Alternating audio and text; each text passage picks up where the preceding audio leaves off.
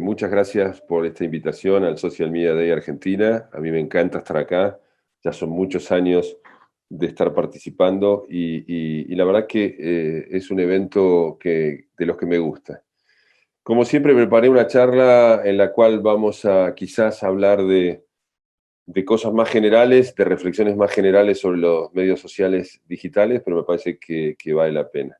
Lo primero que me gustaría marcar es el entorno que tenemos hoy. Fíjense, en un año, poco menos de un año, porque ahí el Brexit lo estoy marcando en enero de este año, todo lo que nos ha ido pasando a nosotros y al mundo, ¿no? El Brexit, en Argentina sube un nuevo gobierno, la pelea China-Estados Unidos se pone muy violenta, la caída del precio del petróleo, la negociación de la deuda argentina, el COVID, el confinamiento, el cierre de fronteras, la recesión global. Y hoy ya estamos ante una segunda ola, o sea que esto no va a terminar hoy. Agregaríamos por ahí la salida de Trump, que todavía está incierta, del gobierno de Estados Unidos, ¿no? Fíjense, es un año vertiginoso, un año de gran movimiento. Y la pandemia lo que ha provocado en la opinión pública general, en todo el mundo, es una gran incertidumbre. ¿Por qué? Y básicamente porque lo que hemos visto por primera vez de una manera más como online es la desconexión entre los gobiernos mundiales, entre los organismos multilaterales como la Organización Mundial de la Salud, entre los distintos gobiernos, cada uno tomó una medida distinta, cada uno comunicó de una manera diferente y todo lo vimos en la plataforma digital. Entonces, esas audiencias que perciben agendas diferentes, posiciones distintas, acciones y estilos comunicacionales diferentes, nos generó a todos una mayor confusión. Entonces aparecieron los negacionistas, aparecieron los antivacunas, aparecieron los conspiradores, las teorías conspirativas, y el mundo se hizo un mundo incierto y confuso, ¿no? Por otra parte, todos estos vaivenes de no saber cómo solucionar un problema de una pandemia, todo eso se plasmó en una comunicación de crisis sin coherencia, sin cohesión, generó aún más incertidumbre, y no solo en la Argentina, me refiero a nivel global, ¿no?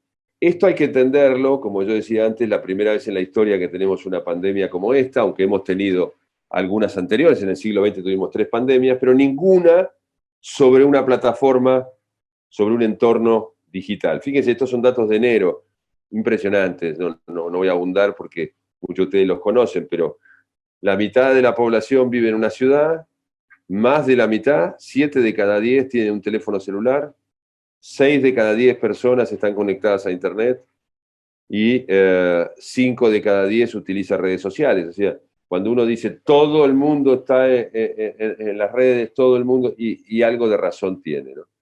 La verdad que nunca pensamos que en 20 años íbamos a tener este desarrollo de las tecnologías como lo tenemos hoy, y fue modificando nuestras formas. Es decir, el homo digitalis, ¿no? El hombre y la mujer hoy del siglo XXI están modificados, atravesados por la tecnología. En primer lugar, como decía, si sacamos las zonas más rurales, como puede ser, puede ser el África o una zona del sudeste asiático, la proporción sube: 6 de cada 10 personas viven en una gran ciudad. Tenemos una sociedad, como ustedes saben, multigeneracional, 6 generaciones conviviendo en el mismo espacio, en el mismo tiempo, algo inédito en la historia de la humanidad. Otro dato que me parece muy relevante, que lo remarco siempre porque cada vez está creciendo más, es que 1/3 de la población urbana viven solos y solas. En algunos países nórdicos, por ejemplo Suecia, el 50% de la población viven solos y solas. Es decir, 5 de cada 10 suecos viven solos. Por eso también el impacto que tuvo el COVID en esos lugares quizás fue distinto al de otros países, porque muchas de las personas viven solos. Esa persona que vive sola además tiene intereses fragmentados, microintereses, cientos de microintereses que van compitiendo en las redes, y el consumo de información, que es básicamente digital, se hace de manera también fragmentada. Nadie sigue, o muy poca gente, digamos, sigue un medio concreto.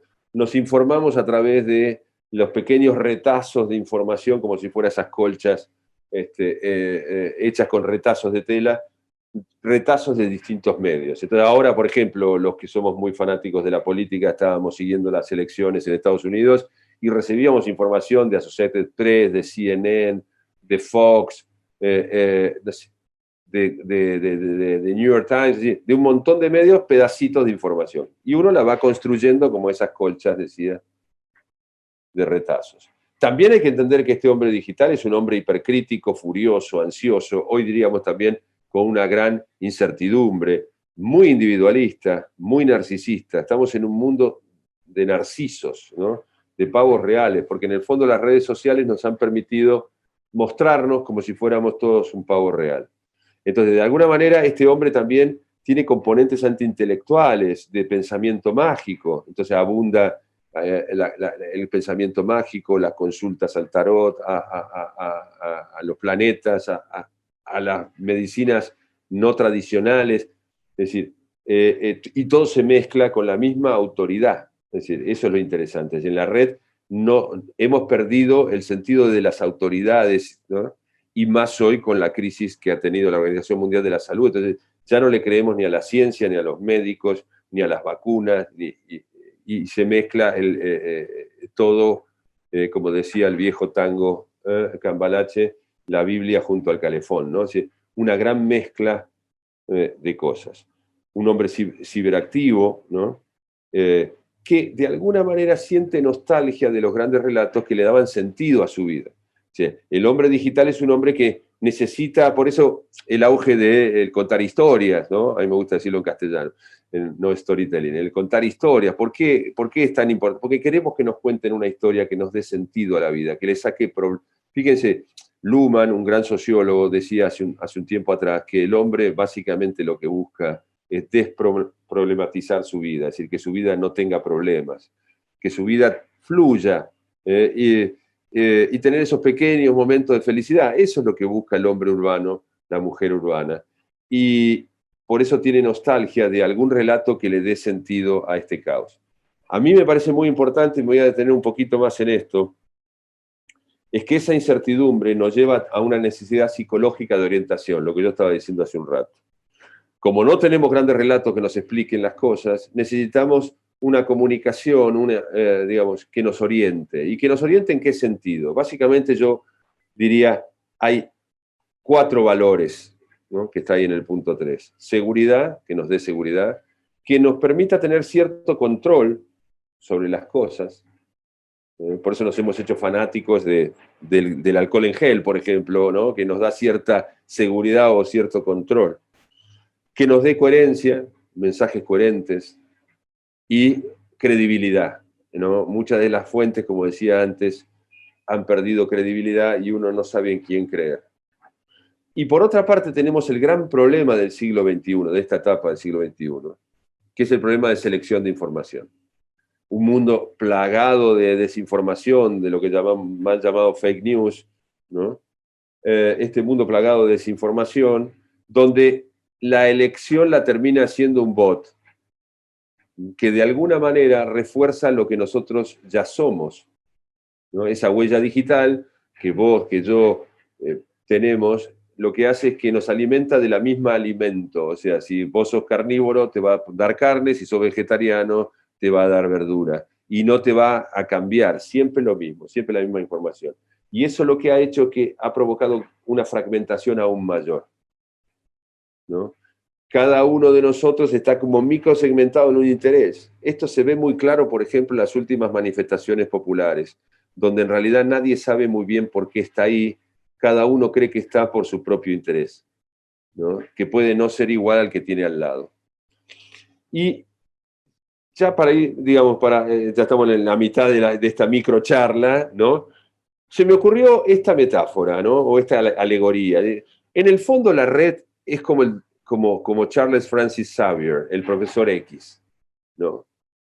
Me parece que este personaje, creado ya hace muchos años, antes de que existiera la red, este personaje representa un poco lo que es la red hoy. Es decir, un telépata experto en genética, biofísica y psicología, que puede, fíjense, ¿no? La red hace lo mismo. puede leer lo que nosotros pensamos, controlar e influir en lo que pensamos. Tiene la habilidad de absorber información y de enriquecer su capacidad cognitiva, ¿no? Como el machine learning, ¿no? Que controla nuestra mente, influye en nuestra percepción, sabe qué estamos percibiendo. Yo diría, incluso sabe dónde estamos, ¿eh?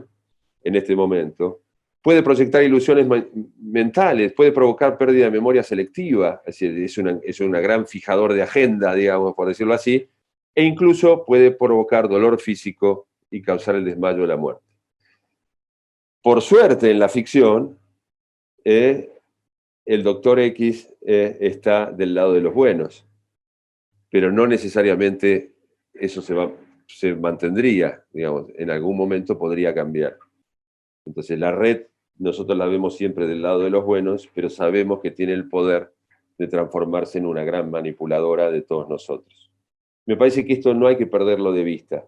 Tenemos que hacer, por supuesto, utilizar la red para hacer marketing, comunicación institucional, entretenimiento, diversión, está perfecto. Pero no nos olvidemos que tiene el poder del doctor Xavier. ¿Y esto por qué? Porque nuestra mente tiene la capacidad de crear incluso aquello que nos destruye. Fíjense que es interesante, el ser humano es único en eso. Es capaz de crear aquello que lo va a destruir. Y en alguna medida la red nos puede destruir. Este territorio, este pseudoambiente digital, nos puede asfixiar y nos puede, como decíamos antes, manipular de la peor manera. Porque en el fondo lo que está provocando esto es ampliar esa brecha, esa grieta en la sociedad, que no deja de ser una brecha ideológica, es decir, entendiendo la ideología como un conjunto de ideas que caracteriza el pensamiento de una persona, de un colectivo o de una época, ¿no? Entonces, la microsegmentación, la fragmentación violenta de la sociedad, lo que está terminando haciendo que cada uno de nosotros tenga una microideología, ¿no? Tenga una serie de ideas que las considera fundamentales y por las cuales no quiere ceder. Y eso también provoca una segunda cuestión, y es que para nosotros, como dice la neurociencia, es más importante pertenecer a un grupo que la verdad. Entonces, no importa si la Tierra es plana o no, si yo creo que la Tierra es plana, pertenezco a un grupo de gente maravillosa como yo, geniales como yo, que piensan lo mismo que yo, y eso me da seguridad. Acuérdense lo que yo decía, el hombre ante esta incertidumbre necesita una necesidad psicológica de orientación que te la puede dar el grupo. Yo no creo en nadie, pero sí creo en mi grupo. Entonces creo en los antivacunas, creo si soy antivacuna, o creo en los veganos si soy vegano, o creo en la tierra plana si soy tierraplanista, ¿no? Y entonces me encierro en mí mismo. Lo que estamos generando hoy son, como dicen los ingleses, narrow-minded people, o sea, gente con la mente estrecha, ¿no? Y justamente lo que decía Einstein es que la mente es como un paracaídas, solo funciona si está abierta, ¿no? Y ya para ir finalizando, esta reflexión que leí alguna vez de Merlín el mago, el hombre más sabio en su tiempo, ¿no? El consultor principal del rey Arturo, ¿no? Merlín dijo esta palabra que me parece maravillosa. Dijo, en la lucha entre la sabiduría y los sentimientos, la sabiduría nunca triunfa. Y bueno, es una buena manera de recordar que nosotros somos personas emocionales que a veces usamos la razón. Muchas gracias, espero que les haya gustado la charla.